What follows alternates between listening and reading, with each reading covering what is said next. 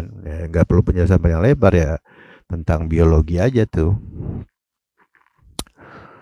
Ya, kemudian kimia ya, keterikatan kimia, biologi dan kimia itu alam sadar.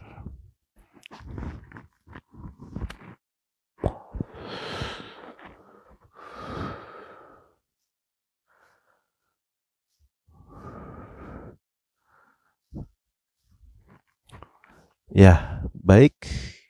Kemudian yang ketiga, mengenal lebih dekat akal dan pikiran atas sadar.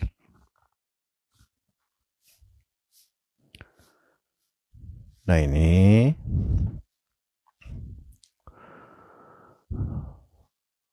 apa nih? Berarti akal dan pikiran atas sadar itu berbanding terbalik dengan seluruh akal pikiran bawah sadar.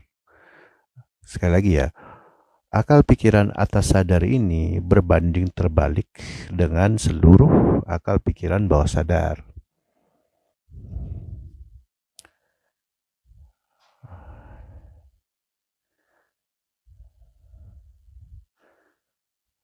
Nah, gambaran-gambarannya itu adalah simbol-simbolnya apa aja tuh.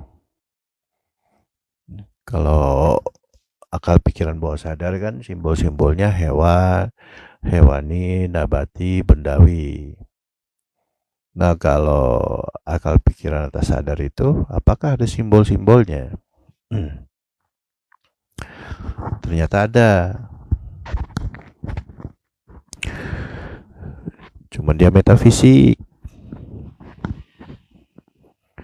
atau gaib gitu. Seperti malaikat, rasul, gitu. Apalagi ya? Akal pikiran atas sadar tuh.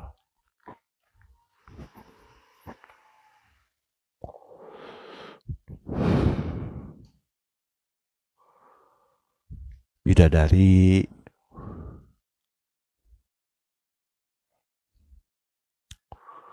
gitu ya.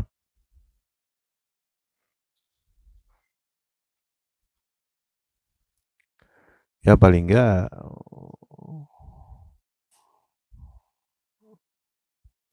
ini dua simbolnya, malaikat dan rasul. Kalau sekarang mursyid ya, penamaannya doang. Hakikatnya mah dia juga, rasul sama mursyid itu ya dia juga gitu.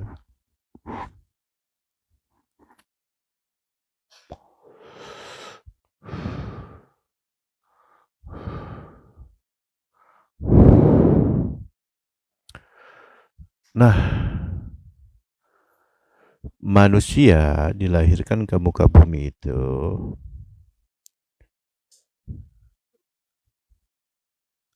tidak ada alam atas sadarnya. Itu tidak ada ya.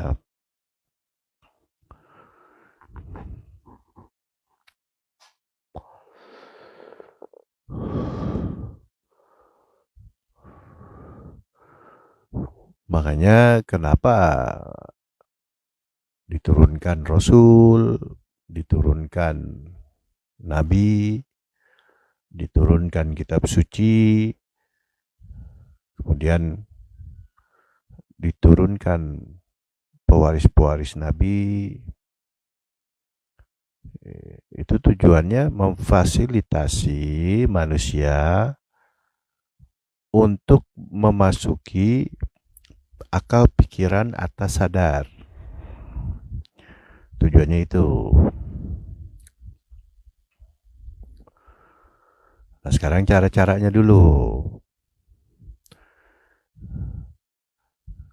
Kalau zaman para nabi, itu berarti orang-orang yang mengikuti ajaran nabinya.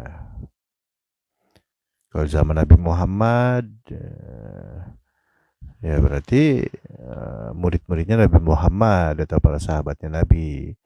Kalau zaman Nabi Isa, ya sahabat-sahabatnya atau murid-muridnya Nabi Isa dan seterusnya ke belakang. Sama aja. Nah, caranya bagaimana? Itu ada penanaman, harus dipasang dulu nih.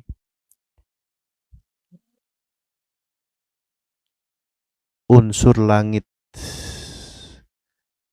untuk mengaktifkan akal pikiran atas sadar. Sekali lagi ya, untuk mengaktifkan akal pikiran atas sadar. Ditanamkan, apa tuh yang ditanamkan? Atau dipasang itu. Yang dipasang ini bukan sesuatu yang materi, tapi metafisik atau gaib ya. Apa? Unsur Tuhan atau nur Tuhan. Kita sebut aja gelombang Tuhan. Apa namanya? Gelombang Tuhan ini terbagi dua. Gelombang iman dan gelombang kitab. Nur iman dan nur kitab.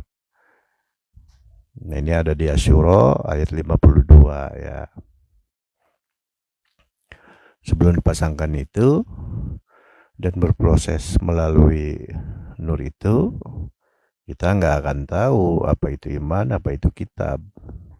Membaca kitab pun, kitab suci apapun, yang Islam yang membaca Quran, yang Nasrani membaca Injil, yang Yahudi membaca Taurat atau Zabur, itu nggak akan ngerti isi atau maksud dari yang berkata-kata. Kan Tuhan yang berkata-kata itu, kitab suci itu.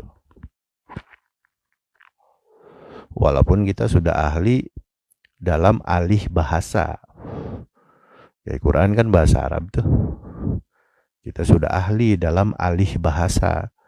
Tetap maksud dan tujuannya itu, jika tidak ada nur kitabnya di kolbunya, itu nggak akan ngerti.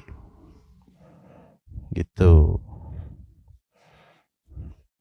Walaupun dia terus mempelajari Al-Quran, Nasrani ya terus mempelajari Injil, Yahudi ya terus mempelajari Taurat dan Zabur, tetap nggak akan ngerti apa yang dimaksud oleh Allah tuh, oleh Tuhan yang Maha Esa ya.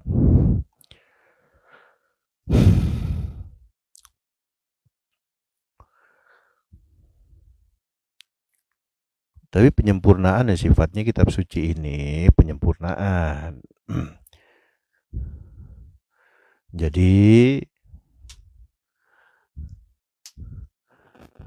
yang sudah ada Yahudi untuk membaca kitab sucinya apa Taurat Zabur, baca aja yang terupdate. Apa? Injil. Injil pun ya sudah bukan masanya. Masanya adalah yang terupdate ya Quran. Jadi baca saja Quran. Seluruh agama itu baca saja Quran. Akan tetapi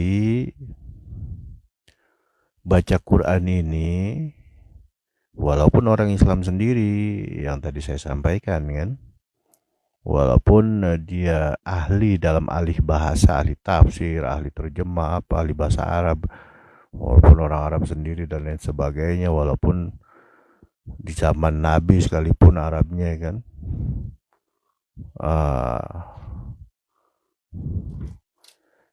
itu nggak akan bisa memahami apa yang Allah maksud atau yang Tuhan maksud itu dari kata per kata itu, kecuali kita membacanya pakai nur kitab.